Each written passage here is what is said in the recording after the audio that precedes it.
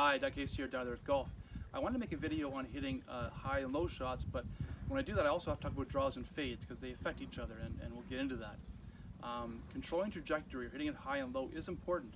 It's important in the wind, it's important to control distance, it's important just visually to see what your ball is doing, and it's important on a week like this week. I'm videoing this during Open Week in Britain, and obviously they're going to be really trying to control trajectory in the wind and also to see how the ball reacts when it hits the ground. So let's talk about that first. When I control trajectory, I've got a 7-iron here. I can hit a 7-iron at a bunch of different heights just by controlling the loft that I deliver into the golf ball. Okay, so a 7-iron loft for a standard 7-iron hopefully is coming into the ball something like that. Okay, and let's say that's for 7-iron 35, 36 degrees. Okay, so that'll have a certain launch angle. But I could deliver it like this. It's going to go higher. Could deliver it like this. It's going to go lower. Okay, so I can deliver the club with different amounts of loft on it, and that's going to change my trajectories. The other thing you want to know is that the faster the club is going, almost always, depending on contact, the more spin you're going to deliver to that golf ball, and with the same club, and so the higher that ball is going to go. The less club head speed, it's going to go a little lower with less spin. So, you know, when you're going into the wind, a lot of times you want to take a lot more club than you think and just hit it easy, because that's going to keep it down, keeps the spin off it, and give you more control. So I hope that makes sense to you. Let me repeat that again. In the wind, sometimes spin is not your friend, okay? You want to have less spin. Well, if I hit a hard or a full 7-iron, I'm going to put quite a bit of spin on that. If I hit a nice easy 7-iron, 3/4 7-iron, however you want to think about it, I'm going to put less spin on it. And it's going to go lower. Let's try to say if I hit a lower, I'll try to hit a potentially lower, nice 3/4 7-iron, maybe sometimes call it a punch shot. Well, now I'm going to put less spin on it, it's going to fly lower, I'm going to have more control, and it's going to go further into that wind sometimes than a full shot. Now you want to experiment with that and get a feel for it, but you want to know that. Okay, so this is very useful stuff. Okay, so how do I hit it low and high?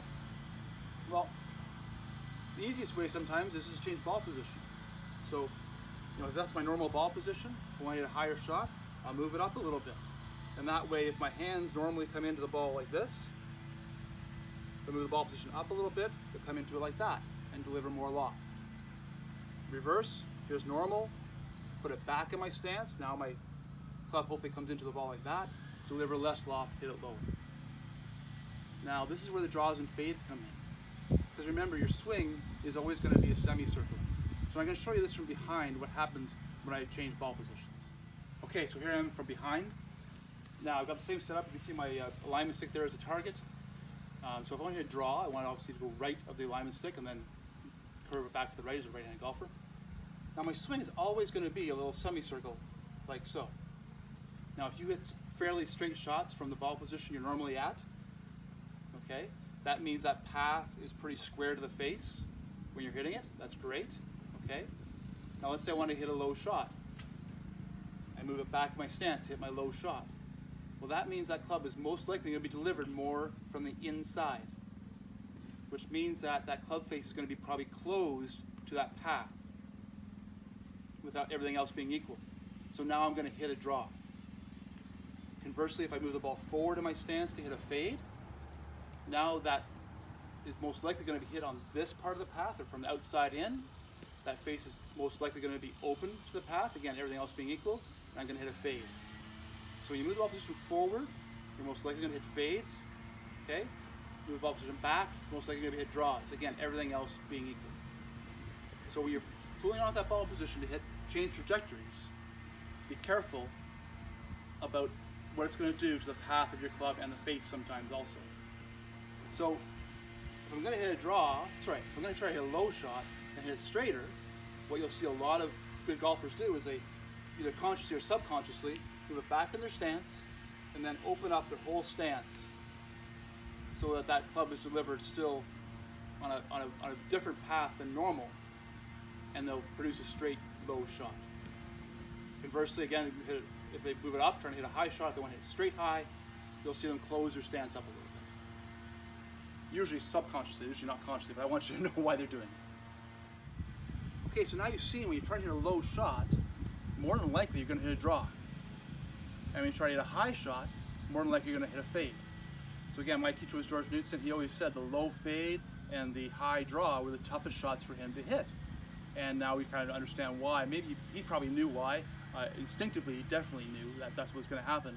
Now we kind of know empirically why that happens. So when you're hitting low and high shots, using ball position, beware of the draw and fades. You might have to change your alignment slightly. If you want to hit a straight low shot, you might have to open up your stance a little bit to deliver that club on the path that doesn't hit a draw when you put that ball back in your stance. Hope that makes sense. Now, can you do it from the same ball position? Sure you can. If I wanted to keep my ball position there but hit a higher shot, I might start with a little more weight on my back foot, or purposely not go as aggressively into it and stay back a little bit. Or if I want to hit a low shot, I might keep a little bit more weight on my front foot, and as I'm swinging, keep more weight on my front foot and deliver the club into that ball more forward. These are things that are going to be a little bit tougher to make good contact with though, okay? Whenever I'm doing this, changing ball position or changing positions at impact, I might sacrifice ball contact, which you don't want to do in the wind. But good players will do this, so I want you to know about it, okay? So if you see a good player hit a high shot, sometimes they'll move the ball up a little bit. They might change their stance and actually close their stance a little bit if they don't want to hit a fade. And you'll see them when they go through it, they'll stay back a little bit. And the finish will look more like that. They will reverse C. Conversely, put the ball back in their stance, hit a low shot. They might open their stance up a little bit or aim left. Okay, get forward, and you might see them really finish low and more forward, like that. So yeah, you're gonna see different shots. And try them out. See what works for you. You might find that, boy, when I try to hit a lot more solid, or I don't. But see what works for you and fool around with open and closed, ball back and forth slightly. See what results you get. So that's hitting it high and low, and also a little bit about draws and fades, just so you understand how that ball position affects them. Good golfing.